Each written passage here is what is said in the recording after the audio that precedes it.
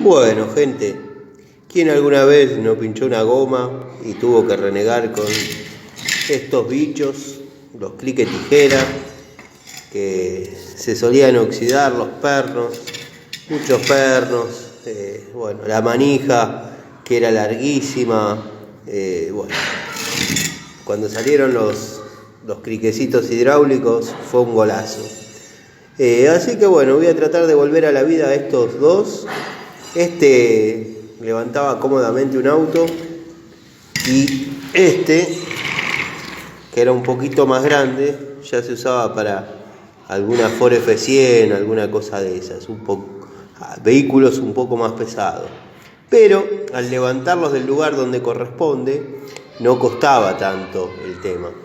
Entonces, bueno, pero era una cuestión de mantenerlos bien lubricados, tener un lugar donde llevarlos en el coche. Nada, cómo ha ido evolucionando lo que es las herramientas, ¿no? Porque bueno, como dije antes, los criquecitos hidráulicos, un golazo. Incluso ahora que está la movida pibe plancha, hay algunos de la marca Baco que vienen, y de la marca Bremen también los he visto, estrachatos, o sea que entra abajo de un auto plancha completamente en llanta. Yo estos los voy a restaurar, los voy a hacer andar y bueno, los voy a poner con la caja de herramientas antológicas de Siciliano Hilario. Así que bueno, espero anden bien, espero que estén pasando un lindo domingo.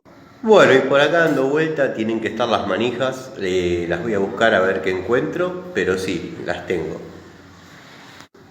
Bueno, acá hay una, obviamente venía para achicarla un poco, pero ¿qué pasó? En algún momento se pusieron pesados y hubo que empezar a hacer fuerza y se enroscó.